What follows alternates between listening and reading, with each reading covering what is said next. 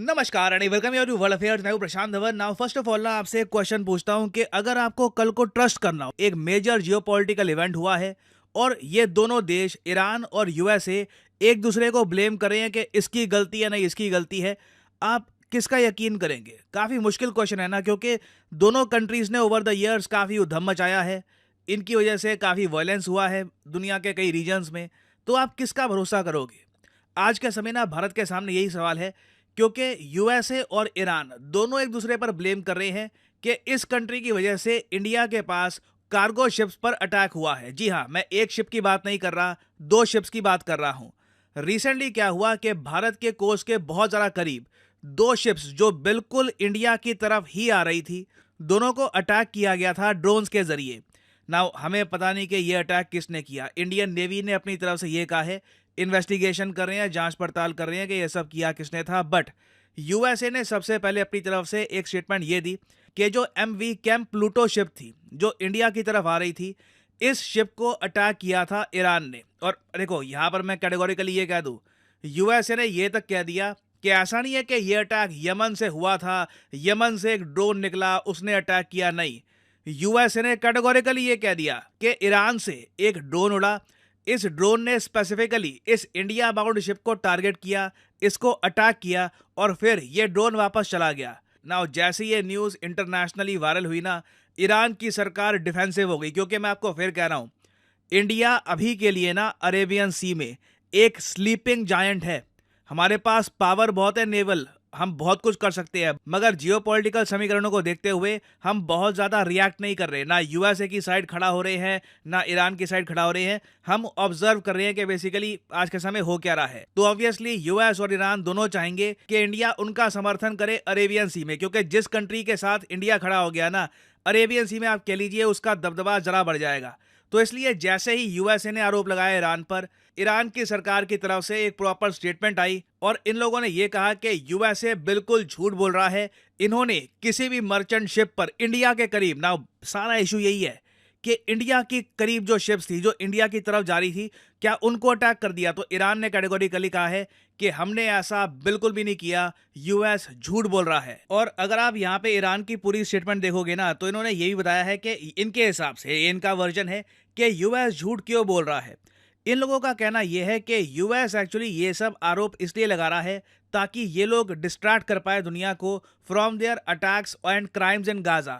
Iran का simply कहना यह है कि यूएस बस उलझाना चाहता है दुनिया को इस एरिया में, अरेबियन सी में, ताकि जो आज के समय गाजा के सिविलियंस के साथ इजराइल की फोर्सेस कर रही है ना, उस पर से वर्ल्ड मीडिया का ध्यान हट जाए ना। ये सब ईरान का कहना है। बट आप इंडियन पर्सपेक्टिव से देखो ना, तो हमारे लिए सबसे ज्यादा इंपॉर्टेंट बात आज के समय ये है कि अरेबियन सी की जो शिपिंग लाइंस हैं ये सेफ रहे। देखिए, आपको समझना होगा, इंडिया के लिए बहुत ही ज़्यादा महत्वपूर्ण है कि आईएमसी, आईमैक का जो कॉरिडोर है ये जल्द से जल्द बने। इंडिया की जो शिपिंग लेन्स हैं ये प्रॉपरली कनेक्ट हो विद यूएई, फिर सऊदी अरेबिया से एक रेल लाइन बिछे इजराइल तक, फिर यूरोप भी यहाँ पे कनेक्ट हो जाए, क्योंकि बहुत ही जल्द, मोस्ट प्रॉब्ली 2024 या 25 की शुरुआत में, मोस्ट प्रॉब्ली 2024 में ही इंडिया और यूरोप का एक फ्री ट्रेड एग्रीमेंट हो सकता है। तो उस time iMac corridor will be very important. Actually मुझे आईमैक कॉरिडोर नहीं कहना चाहिए, क्योंकि लिटरली जो सी है it stands for corridor. IMac का आप कह लीजिए एक बहुत ही इंपॉर्टेंट रोल होने वाला है। तो इंडिया का स्टांस कैटेगोरिकली यहाँ पर यही होगा कि हमें ये अभी के लिए तो जांच पड़ताल करने में टाइम लगेगा कि जो ये अटैक हुआ है ये ईरान ने किया है या फिर कहीं से हुआ है। बट अभी के लिए ना मेन प्रायोरिटी ये है कि यहाँ पर और अटैक्स अब ना हो, दुनिया में ये एक व्यू पॉइंट ना चला जाए कि अरेबियन सी में जो कार्गो शिप्स हैं इन पे आक्रमण हो रहा है, इन पे अटैक हो रहा है।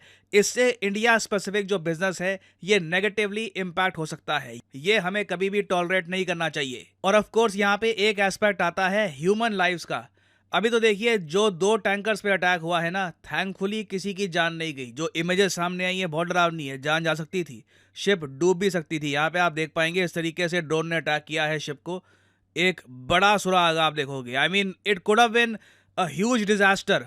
ये कार्गो शिप अगर डूब जाती, मेरे हिसाब से दुनिया का रिएक्शन भी और होता, ओवरऑल इंडिया का रिएक्शन भी आप कह सकते हैं उस केस में थोड़ा और हो सकता था। बट जो इमेजेस सामने आ रही हैं ये बहुत ज़्यादा चिंताजनक है। We can not afford to ignore this. और यहाँ पे मैं एक्चुअली आपसे जानना चाहूँगा, इस पर्टिकुलर केस में ओवर द ईयर्स आपने जियोपॉलिटिक्स को परहैप्स फॉलो भी किया होगा मेरी वीडियोस की तरफ से या फिर आर्टिकल्स की तरफ से।